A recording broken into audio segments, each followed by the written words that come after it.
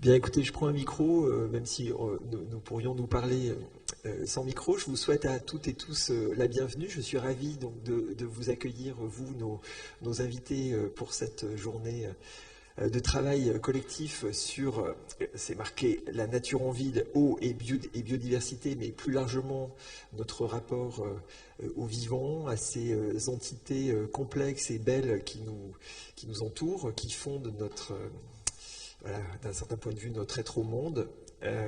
Donc on va parler d'eau et de biodiversité, mais peut-être que ça va sonner de manière un peu particulière ici. Je ne sais pas si Olivier vous l'a dit comme ça hier, mais depuis que je suis arrivé, je dis à qui veut l'entendre que nous sommes la haute école des airs d'un fleuve, puisque nous sommes la haute école des airs du Rhin, et que cet attachement nous oblige à avoir un rapport et une connaissance à ce territoire. Et d'un certain point de vue, c'est aussi un énoncé performatif, puisque ça nous remet en connexion avec ces masses aqueuses assez invisibilisées pendant la période moderne ici à Strasbourg, mais qui pourtant a permis l'installation d'abord de la vie. Hein, cette plaine d'Alsace a existé grâce à son système hydrologique et a permis d'abord qu'il y ait de la nourriture, etc. etc. Enfin,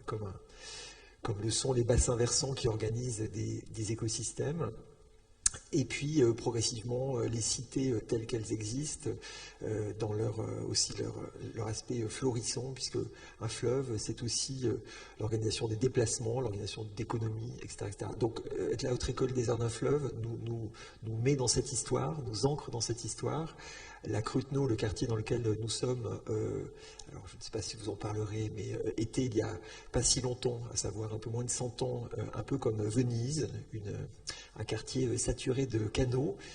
La rue de la Cruteno était en fait un canal qui reliait le Rhin à Lille, donc l'autre rivière importante de l'Alsace. Et donc c'est vrai que d'être dans cette géographie, d'être dans cette coprésence avec les fleuves, l'eau et les rivières, est quelque chose de très, je pense, de très fort, étrangement, même si on ne le vit pas forcément tous et toutes au quotidien de la même façon, mais depuis notre première année on va dire, aux activités de recherche, ça a une place importante. Donc je suis vraiment très heureux que Didactique Visuelle ait depuis plusieurs années ouvert ces questionnements et cette recherche, et je suis vraiment très heureux que aujourd'hui, dans cette journée d'études, donc en partenariat avec l'Office français de la biodiversité, j'ai envie de dire une année de plus, et j'espère avant les prochains partenariats que nous pourrons faire, donc partenariats dont nous sommes à la fois honorés et très heureux. J'espère que dans cette journée d'études, donc, vous approfondirez, vous gagnerez en capacité d'attention à cette présence des fleuves, des rivières et de l'eau autour de nous. Être vivant parmi les autres. Voilà, j'en dis pas plus, mais je te laisse peut-être présenter la journée plus précisément. Merci beaucoup.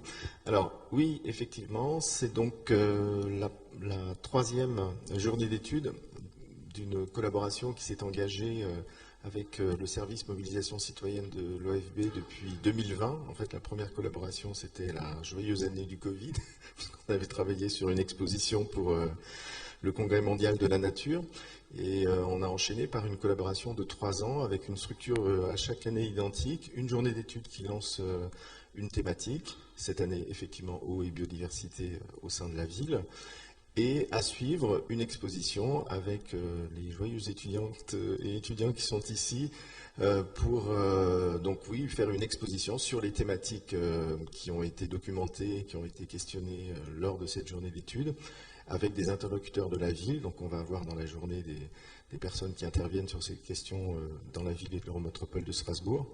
Et donc la structure de la journée, donc ça va être une ouverture avec Vivien Rebière, donc qui fait partie du service mobilisation citoyenne et qui va introduire un petit peu la journée et les thématiques de la culture et de les relations, les interactions entre culture et biodiversité. Ensuite, on aura Julie Trottier, donc, qui est directrice de recherche au CNRS et qui va nous ouvrir aussi la journée sur des thématiques larges touchant aux questions sociales, politiques, économiques. Et donc ce terme de socio-technique, voilà, autour des questions de l'eau. Ensuite, on aura Laurent Schmitt qui va nous rejoindre, qui est donc universitaire, géographe et hydrogéomorphologue, donc qui a écrit un ouvrage qui s'appelle Le Rhin vivant et qui donc poursuivra sur cette thématique, un peu dans l'esprit de l'introduction de Stéphane Sauzet.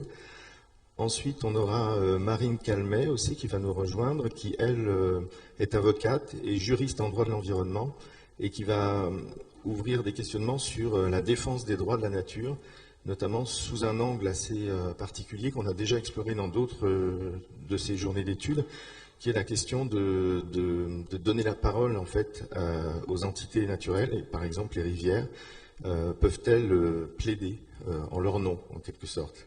Donc c'est des questionnements qui sont assez intrigants et qu'on va poursuivre ce matin.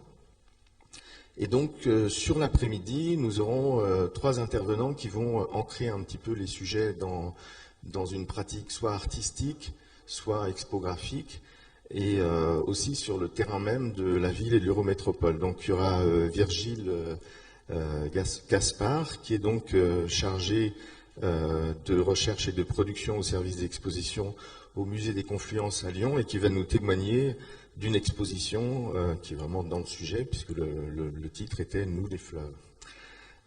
Ensuite, il y aura Rémi Guintner, qui est donc un ingénieur chargé des opérations de restauration des cours d'eau en milieu humide à l'Eurométropole de Strasbourg et qui viendra nous montrer beaucoup d'exemples d'actions locales. Et c'est des choses qui vont vraiment, a priori, nourrir vos projets. Je m'adresse aux étudiantes et aux étudiants, puisque l'enjeu de l'exposition à venir, c'est d'ancrer des problématiques très globales, vraiment dans l'actualité et la géographie, la topographie de Strasbourg. Et d'ailleurs, pour info, on va faire cette exposition cette année dans le cadre du barrage Vauban.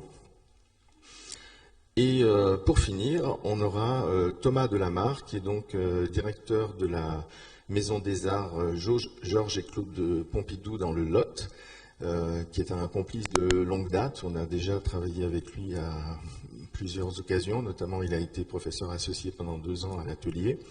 Et donc il va venir, lui, nous faire un peu une revue d'un certain nombre d'artistes ayant travaillé sur ces thématiques. L'idée étant toujours d'inspirer, donner des idées, donner des envies à nos étudiantes et à nos étudiants dans la perspective de l'exposition à venir. Voilà. Donc c'est un bon programme, ça va être dense. Et donc on va démarrer tout de suite avec Vivien. Merci encore de votre présence à tous et à toutes.